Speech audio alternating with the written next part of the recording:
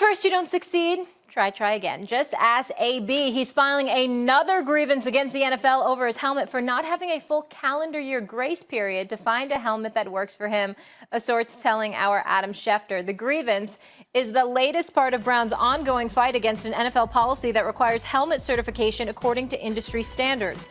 Brown already lost a grievance against the NFL that sought an exception so he could wear his shut air advantage, a helmet he's worn throughout his career. Dominique, I will start with you. What impact will all this have on AB's legacy? I think if this were just an isolated event, we might be able to excuse it. And I've found ways, it's very difficult to understand where AB is coming from here. And I've found some ways to convince myself that he is such a talented artist that if you change one variable for an artist, it's possible that they feel like they cannot continue to do the work that they've done.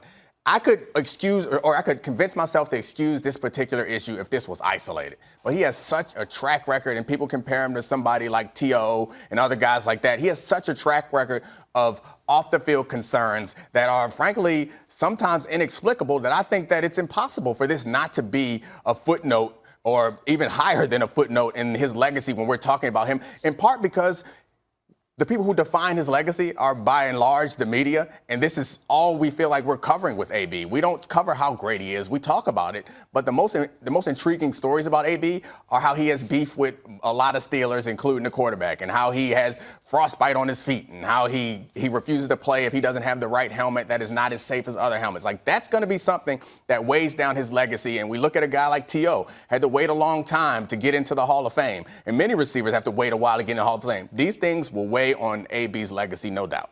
Well, let's call it what it is. Antonio Brown is an absolute embarrassment right now. Let's just call it what it is. You don't have to say it. I'll go there. It's embarrassing to see what he's doing. It's embarrassing to see the lack of professionalism. I'm not questioning his greatness because this guy is one of the greatest receivers in the game today. For the last 6 years, a minimum of 101 receptions for 1,284 yards, a minimum over each of the last 6 seasons. He's absolutely spectacular as a talent.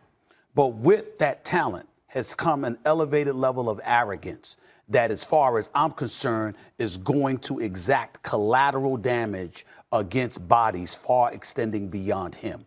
They're going to use Antonio Brown. They're going to look at his behavior, and they're going to see, this is the kind of stuff that we're talking about. I'm not saying it's going to be fair. I'm not saying it's the right thing for owners to do. But the reality of the situation, these are the kind of things that transpire. And one of the things that we do on this show, and I try to be as fair-minded as I possibly can, and I try to paint a picture, particularly for Black Americans, about what the plight is, what the challenge is that you face when you go out into the real world. You know and I know it's a constant uphill climb. In our community, we consistently talk about needing to be twice as good to get half as much, and all of these other things that are associated with those kind of terminologies. And then you have somebody like Antonio Brown, who's nothing short of greatness. And the second it's validated via money, contract dollars, cachet, perceived or literal or what have you, what does he do? He goes out and acts like this.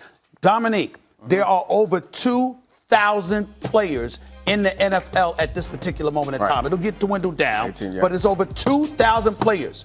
He is the only player in the entire NFL carrying on like this. That's fair. And when you look at it from that perspective, the fact that he would do that with a new team, with a new coach, with a new GM and Mike Mayock, and a new contract, a new contract, $30 million additional guaranteed dollars after the residue of Pittsburgh was left behind, where you supposedly quit on the team. He says otherwise, because I spoke to him, but they say he quit on the team the last game of the season. This is how you start off your career in the Raiders. It's inexcusable. It really is. It's so easy for all of us to pile on the players, which is why I find myself often trying to find a way to defend the players. Antonio Brown is making it really hard for me at this point to find a way to defend him. But the only thing that I can potentially say to defend him is all this arrogance that we're talking about, it's not new. You could argue that's the reason why he made it. He went to a small school, and he was drafted very late, and he became,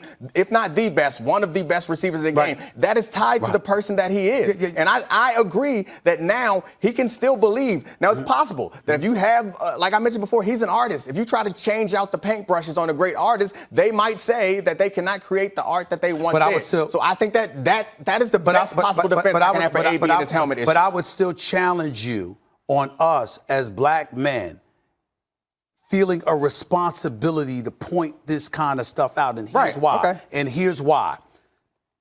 When somebody messes up to the rest of America, that ain't us. That's you. That's him. Everybody don't act like that. No. Most folks don't act like that. And so what happens is that when you're in that kind of position, what they do is the powers that be utilize that behavior to stigmatize others who would never conduct themselves that way, no matter how cocky, arrogant, confident, or whatever they are. That is the point, and that's the important point that needs to be made. You cannot do this kind of stuff. I think Antonio Brown is a point where he does not represent all black people. I understand that. I know that. I'm not saying that. I know, but I mean, you're arguing that his behavior is going to have a negative effect on other black players who are trying to do on the come up, trying to get that contract. Yes. I think the onus should not be necessarily on us correcting Antonio Brown's behavior, but correcting the way that people perceive other black people, and the idea that you can look at one and look at the behavior of one black person and somehow deduce that they are a monolith and this represents everybody else. So we shouldn't be attacking. We should attack Antonio Brown as an individual for the way he's behaving, but we should not attack Antonio Brown for the way that his behavior reflects upon all of us. We should attack the people who extrapolate the behavior. And my retort to that was, how about both? Because guess what? When I talk about Antonio Brown, okay, we can attack the system. I'm going to attack the system any day of the week. We know that, but here's the reality of the situation. You threw Mike Tomlin under the bus. You threw Juju Smith under the bus. Ryan Clark, your former teammate, our colleague here at ESPN, highly professional, highly intelligent. You called him a sellout. Yeah. You threw him under the bus. Okay, you go to Oakland. I mean, you got bodies lying in wait with this dude because of the decisions that he's made, his willingness to throw people under the bus, and then he'll look for support from people like you, me, or anybody else where you do stuff that is absolutely, positively indefensible. So all I'm saying is, Antonio Brown, your behavior at this point in time is indefensible. It's embarrassing, and it needs to stop, period. Yeah. On a football note, I'm curious for Derek Carr's sake if he's going to miss having these reps with him in preseason and practice as he's trying to prove that he's a franchise quarterback. No question. All right, guys, Zion was the top prize in the 2019 NBA draft, but find out why his colleagues aren't sold on the hype. Fellow Blue Devil Jay Billis joins us next. The NFL season is right around the corner. Excitement is building as Week 1 approaches. Who has the best chance to dethrone Tom Brady and the Pats? Will Patrick Mahomes win back-to-back MVPs? Are the Cowboys still an accident waiting to happen? How do? Which new face will have the biggest impact in their new place? We have the best debate previewing the 2019 campaign. And then we're going to have a nice little bowl of gumbo together. So to get your football fix, it doesn't get any better than right here on First Take.